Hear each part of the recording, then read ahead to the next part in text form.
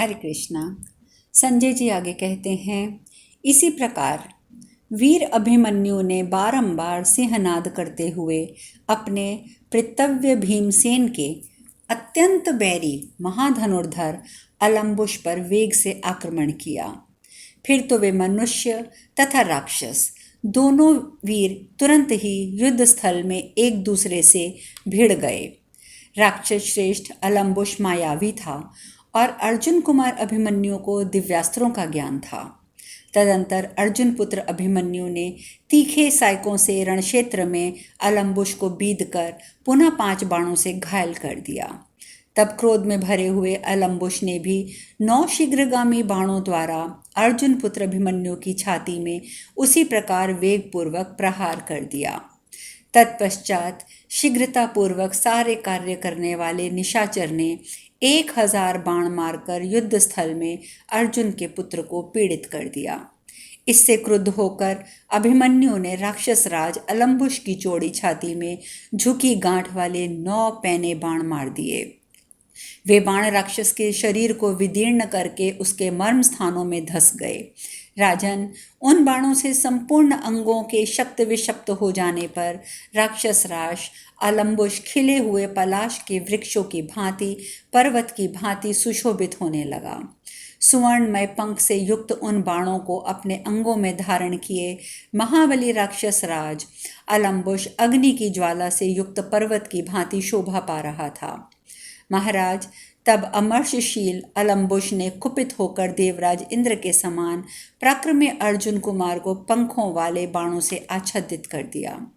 उसके द्वारा छोड़े हुए यमदंड के समान भयंकर और तीखे बाण अभिमन्यु के शरीर को छेद कर धरती में समा गए। उसी प्रकार अभिमन्यु के छोड़े हुए सुवर्ण भूषित बाण भी अलम्बुश को विदीर्ण करके पृथ्वी में समा गए। जैसे इंद्र युद्ध स्थल में मायासुर को विमुख कर देते हैं, उसी प्रकार सुभद्रा कुमार अभिमन्यु ने रण क्षेत्र में अपने बाणों द्वारा मारकर उस राक्षस को युद्ध से विमुख कर दिया। फिर सम्रांगण में शत्रु से पीड़ित एवं विमुख हुए राक्षस ने शत्रुओं को तपाने वाली अपनी अंधकारमयी तामसी महामाया को प्रकट किया। तब वे समस्त पांडव सैनिक अंधकार से आच्छादित हो गए। अतः ना तो रण क्षेत्र में अभिमन्यु को देख पाते थे, ना अपने तथा शत्रु पक्ष के सैनिकों को। यह भयंकर एवं महान अंधकार देखकर कुरुकुल को आनंदित करने वाले अभिमन्यु ने अत्यंत उग्र भास्करास्त्र को प्रकट किया। उससे संपूर्ण जगत में पुनः प्रकाश छा गया। इस प्रकार महापराक्रमी नरश्रेष्ठ अभिमन्यु ने उस दुरात्मा राक्षस की माया को नष्ट कर दिया और अत्यंत कुपित होकर बाणों द्वारा उसे समरभूमि में आच्छादित कर दिया। उस राक्षस को और भी बहुत सी जिन जिन मायाओं का प्रयोग आता था वह करता गया और उन सबको संपूर्ण अस्त्रों के ज्ञाता अनंत आत्मबल से संपन्न अभिमन्यु नष्ट करता गया। अपनी माया नष्ट हो जाने पर सायकों की मार खाता हुआ राक्षस अलम्बुश अत्यंत भय के कारण अपने रथ को वहीं छोड़कर भाग गया। माया द्वारा युद्ध करने वाले उस राक्षस के पराजित हो जाने पर अर्जुन कुमार अभिमन्यु ने तुरंत ही रणक्षेत्र में आपकी सेना का उसी प्रकार मर्दन आरंभ किया, जैसे गंध युक्त मंदाद गजराज कमलों से भरी हुई पुष्करणी को मथ डालता है। तदंतर अपनी सेना को भागती देख शांतनु नंदन भीष्म ने बड़ी भारी बाण वर्षा करके सुभद्रा कुमार अभिमन्यु को रोक दिया। फिर आपके महारथी पुत्रों ने वीर अभिमन्यु को सब ओर से घेर लिया और युद्ध स्थल में उस अकेले को बहुत से योद्धाओं ने सायकों द्वारा जोर जोर से घायल करना आरंभ किया। वीर अभिमन्यु अपने पिता अर्जुन के समान पराक्रमी था। बल और विक्रम में वसुदेव भगवान श्री कृष्ण की समानता करता था। संपूर्ण शस्त्रधारियों में श्रेष्ठ उस वीर ने रणक्षेत्र में कौरवों के रथियों के साथ अपने पिता और मामा दोनों के सदृश अनेक प्रकार के शौर्यपूर्ण कार्य किए। तत्पश्चात वीर अर्जुन सम्रांगण में आपके सैनिकों का संहार करते हुए अपने पुत्र की रक्षा के लिए अमर्ष में भरकर भीष्म के पास पहुँचे। राजन, जैसे सूर्य पर राहु आक्रमण करता है, उसी प्रकार आपके पितृव्य देवव्रत भीष्म ने समरभूमि में कुंती कुमार अर्जुन पर धावा किया। उस समय आपके पुत्र रथ, हाथी, घोड़ों की सेना साथ लेकर युद्ध स्थल में भीष्म को घेर कर खड़े हो गए और सब ओर से उनकी रक्षा करने लगे। राजन, भरत श्रेष्ठ उसी प्रकार पांडव अर्जुन को सब ओर से घेर कर कवच आदि से सुसज्जित हो महायुद्ध को तैयार हो गए। उस समय भीष्म के सामने खड़े हुए अर्जुन को कृपाचार्य ने 25 बाण मार दिए। तब जैसे सिंह हाथी पर आक्रमण करता है, उसी प्रकार सात्विकी ने आगे बढ़कर पांडु नंदन अर्जुन का प्रिय करने के लिए कृपाचार्य को अपने बाणों से घायल कर दिया। यह देखकर कृपाचार्य ने भी अत्यंत कुपित हो बड़ी उतावली के साथ सात्विकी की छाती में कंक पत्र विभूषित 9 बाण मारकर उसे घायल कर दिया। तब वेगशाली सात्विकी ने भी क्रोध में भरकर अपने धनुष को झुकाया और कृपाचार्य का अंत करने वाला बाण रखा। उस बाण का प्रकाश इंद्र के वज्र के समान था। उसे वेग से आते देख परम क्रोधी अश्वत्थामा ने कुपित होकर उसके 2 टुकड़े कर डाले। तब रथियों में श्रेष्ठ सात्विकी ने कृपाचार्य को छोड़कर जैसे आकाश में राहु चंद्रमा पर आक्रमण करता है, उसी प्रकार युद्ध स्थल में अश्वत्थामा पर धावा किया। भरत उस द्रोण ने पुत्र ने सात्विकी के धनुष के 2 टुकड़े कर दिए और धनुष कट जाने पर उन्हें सायकों से घायल करना आरंभ कर दिया। तब सात्विकी ने भार साधन में समर्थ एवं शत्रु विनाशक दूसरा धनुष हाथ में लेकर 60 बाणों द्वारा अश्वत्थामा की भुजाओं और छाती को छेद डाला। इससे अत्यंत घायल और व्यथित होकर मूर्छित होकर ध्वज का सहारा लेकर वह 2 घड़ी तक रथ के पिछले भाग में बैठा रहा। तत्पश्चात प्रतापी द्रोणपुत्र ने होश में आकर कुपित होकर समरभूमि में सात्विकी को नाराजों से घायल कर दिया। वह नाराज सात्विकी को छेद कर उसी प्रकार धरती में समा गया जैसे बसंत ऋतु में बलवान सर्प शिशुबल मिल में घुसता है। इसके बाद दूसरे भल्ल से समरभूमि में अश्वत्थामा ने सात्विकी के उत्तम ध्वज को काट डाला और बड़े जोर से सहनाद किया। महाराज, जैसे वर्षा ऋतु में बादल सूर्य को ढक लेता है, उसी प्रकार पुनः अपने भयंकर बाणों द्वारा सात्विकी को आच्छादित कर दिया। नरेश्वर, उस समय सात्विकी ने भी बाण समूह को नष्ट करके तुरंत ही अश्वत्थामा के ऊपर अनेक प्रकार के बाणों का जाल सा बिछा दिया। फिर शत्रु वीरों का संहार करने वाले युयुधान ने मेघों की घटा से मुक्त हुए सूर्य की भांति द्रोणपुत्र को संताप देना आरंभ किया। महाबली सात्विकी ने पुनः एक बार 1000 बाणों की वर्षा करके अश्वत्थामा को ढक दिया और बड़े जोर से गर्जना की। जैसे राहु चंद्रमा को ग्रस लेता है, उसी प्रकार सात्विकी ने अपने पुत्र का ग्रहण लगा हुआ देख प्रतापी द्रोणाचार्य ने उनके ऊपर धावा कर दिया।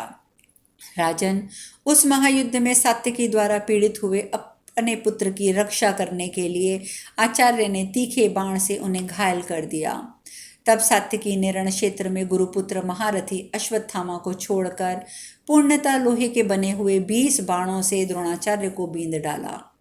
इसी प्रकार शत्रुओं को संताप देने वाले अमेय आत्मबल से संपन्न महारथी कुंती पुत्र अर्जुन युद्ध स्थल में कुपित होकर द्रोणाचार्य पर टूट पड़े।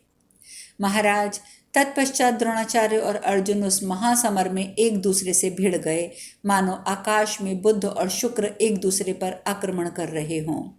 इस प्रकार श्री भीष्म पर्व महाभारत में भीष्म पर्व के अंतर्गत श्री भीष्म वध पर्व में अलम्बुश और अभिमन्यु का युद्ध विषयक 101वां अध्याय पूर्ण हुआ।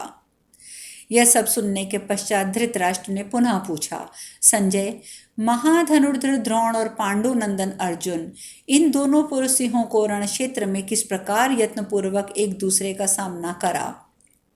सूत, युद्ध स्थल में बुद्धिमान द्रोणाचार्य को पांडुपुत्र अर्जुन सदा ही प्रिय लगते हैं और अर्जुन को भी आचार्य रण क्षेत्र में सदा ही प्रिय रहे हैं।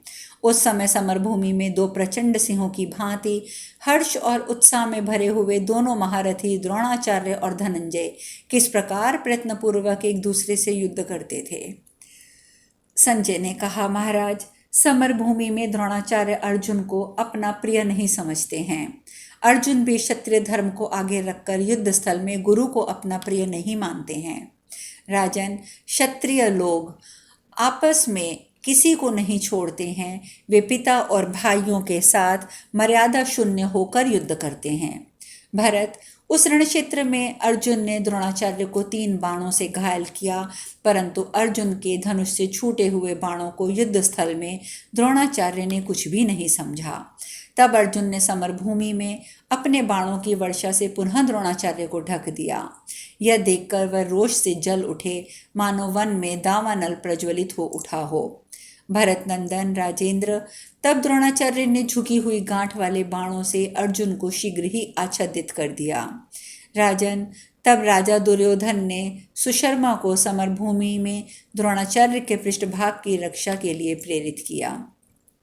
उसकी आज्ञा पाकर त्रिगर्तराज सुशर्मा भी समर में क्रोधपूर्वक धनुष को अत्यंत खींचकर लोह मुख बाणों के द्वारा अर्जुन को ढकने लगे। महाराज, जैसे शरद ऋतु में आकाश में हंस उड़ते दिखाई देते हैं, उसी प्रकार उन दोनों के छोड़े हुए बाण आकाश में सुशोभित हो रहे थे। प्रभो, वे बाण सब ओर से कुंती कुमार अर्जुन के ऊपर पड़कर उनके शरीर में धंसने लगे, मानो फलों के भार से झुके स्वादिष्ट वृक्ष पर चारों ओर से पक्षी टूट पड़ते हों। तब रथियों में श्रेष्ठ अर्जुन ने सिंहनाद करके सम्रागण में पुत्रों सहित त्रिगर्त सुशर्मा को अपने बाणों से घायल कर दिया। जैसे प्रलय काल में साक्षात काल सबको मार डालता है, उसी प्रकार अर्जुन की मार खाकर त्रिगर्त देशीय सैनिक मरने का निश्चय करके पुनः उन पर टूट पड़े। उन्होंने पांडुनंदन अर्जुन के रथ पर बाणों की वर्षा आरंभ की। राजेंद्र, अर्जुन ने सब ओर से होने वाली उस बाण वर्षा को उसी प्रकार ग्रहण किया जैसे पर्वत जल की वर्षा को धारण करते हैं। उस युद्ध में हमने अर्जुन के हाथों की अद्भुत फुर्ती देखी। जैसे हवा बादलों को छिन्न भिन्न कर देती है, उसी प्रकार बहुत से योद्धाओं द्वारा की हुई उस दुस्सह बाण वर्षा को उन्होंने अकेले ही निवारण किया। महाराज, अर्जुन के उस पराक्रम से देवता और दानव सभी संतुष्ट हुए। तदंतर क्रोध में भरे हुए अर्जुन ने युद्ध के मुहाने पर त्रिगर्त सेनाओं को लक्ष्य करके वायव्यास्त्र का प्रयोग किया। फिर तो आकाश को विक्षुब्ध कर देने वाली वायु प्रकट हुई, जो वृक्षों को गिराने और सैनिकों को नष्ट करने लगी। तदंतर द्रोणाचार्य ने अत्यंत भयंकर वस्त्रों को देखकर उसका निवारण करने के लिए भयानक पर्वातास्त्र का प्रयोग किया। द्रोणाचार्य के द्वारा युद्ध में पर्वास्त्र का प्रयोग होने पर वायु शांत होकर संपूर्ण दिशाएं स्वच्छ हो गईं। तब वीर पुत्र अर्जुन ने त्रिगर्त राज के रथ समूहों को उत्साहित एवं पराक्रम शून्य करके उन्हें युद्ध से विमुख कर दिया। तब रथियों में श्रेष्ठ कृपाचार्य, द्रोणाचार्य, अश्वत्थामा, शल्य, कंबोज राजदक्षिण, अवंती के राजकुमार, विंदनुविंद, वाहिक देश के सैनिकों तथा राजा वाहिक, इन सब ने रथियों की विशाल सेना के साथ लेकर उसके द्वारा पार्थ की संपूर्ण दिशाओं को अर्थात उसके सभी मार्गों को रोक दिया। उसी प्रकार बगदत्त और महाबली श्रुतायु ने हाथियों की सेना के द्वारा भीमसेन की संपूर्ण दिशाओं को रोक दिया। प्रजानाथ, भूरिश्रवा, शल्य, शकुनी के तीखे और चमकीले बाण समूहों की वर्षा करके माद्री कुमार नकुल और सहदेव को रोक दिया। भीष्म ने सैनिकों सहित आपके पुत्रों के साथ संगठित होकर युद्ध में राजा युधिष्ठिर के पास जाकर उन्हें सब ओर से घेर लिया। हाथियों की सेना आते देख वीर कुंती कुमार भीमसेन जैसे वन में सिंह अपने जबड़ों को चाटता है, उसी प्रकार मुंह के दोनों कोनों को चाटने लगे। तत्पश्चात उस महासमर में रथियों में श्रेष्ठ भीमसेन ने गदा लेकर तुरंत रथ से कूदकर अपने आप की सेना को भयभीत करना आरंभ कर दिया। गदा हाथ में लिए भीमसेन को देखकर उन गजारोही सैनिकों ने उन्हें यत्नपूर्वक चारों ओर से घेर लिया। उस गजराज के बीच में पड़े हुए पांडुनंदन भीमसेन महान मेघ समूह के मध्य में स्थित हुए सूर्य की भांति प्रकाशित होने लगे। पांडव श्रेष्ठ भीमसेन ने अपनी इस गदा की चोट से भारी गज सेना को उसी प्रकार नष्ट कर दिया जैसे वायु महान वेगों की ओर सब और फैलती हुई अनुपम घटा को छिन्न भिन्न कर देता है। महाबली भीमसेन की गदा से आहत हुए दंतार हाथी युद्ध स्थल में गरजते हुए मेघों के समान आर्तनाद करने लगे। हाथियों के दांतों से अनेक बार विदीर्ण हुए उन भीमसेन युद्ध के मुहाने पर खिले हुए अशोक के समान शोभा पाने लगे। उन्होंने किसी दंतार हाथी का दांत पकड़कर उखाड़ दिया तो किसी को हाथी को दंतहीन बना दिया। फिर उसी दांत के द्वारा उसके कुंभ प्रहार पर करते हुए प्रहार कर दंडधारी यमराज की भांति सम्रागण में उसे मार भी गिराया। खून से रंगी हुई गदा लेकर मेदा और मज्जा से लेप से अपनी शोभा बिगाड़ कर रक्त का उबटन लगाए हुए भीमसेन भगवान रुद्र के समान दिखाई दे रहे थे। राजन, उस प्रकार भीमसेन की मार खाकर मरने से बचे हुए महान गज अपनी ही सेना को रौंदते हुए संपूर्ण दिशाओं में भागने लगे। भरतश्रेष्ठ सब और भागते हुए उन महान गजराजों के साथ ही दुर्योधन की सारी सेना युद्ध भूमि से विमुख हो गई। इस प्रकार श्री महाभारत भीष्म पर्व के अंतर्गत भीष्मवध पर्व में भीष्म पराक्रम विषयक 102वां अध्याय पूर्ण हुआ। संजय जी आगे कहते हैं, महाराज, दोपहर होते होते भीष्म का सोमकों के साथ लोक विनाशक भयंकर संग्राम होने लगा। रथियों में श्रेष्ठ गंगानंदन भीष्म ने सैकड़ों और हजारों तीखे बाणों की वर्षा करके पांडवों की विशाल सेना को नष्ट करना आरंभ किया। राजन, जैसे बैलों के समुदाय कटे हुए धान के बोझों का मर्दन करते हैं, उसी प्रकार आपके ताऊ देवव्रत ने उस सेना को रौंद डाला। तब धृष्टद्युम्न, शिखंडी, विराट और द्रुपद ने समरभूमि में महारथी भीष्म के पास पहुंचकर उन्हें बाणों से घायल करना आरंभ कर दिया। भरत तदंतर भीष्म ने विराट और धृष्टद्युम्न को 3 बाणों से घायल करके द्रुपद पर नाराज का प्रहार किया। शत्रुसूदन भीष्म के द्वारा घायल हुए महाधनुर्धर वीर पैरों से कुचले हुए सर्प की भांति सम्रांगण में अत्यंत कुपित हो उठे।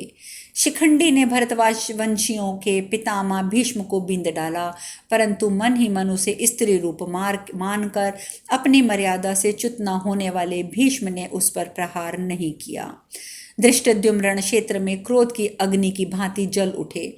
उन्होंने 3 बाणों से पितामह भीष्म को उनकी छाती और भुजाओं में चोट पहुंचा दी। द्रुपद ने 25, विराट ने 10, शिखंडी ने 25 सैकों द्वारा भीष्म पितामह को घायल कर दिया। अब शेष कथा कल। हरे कृष्णा।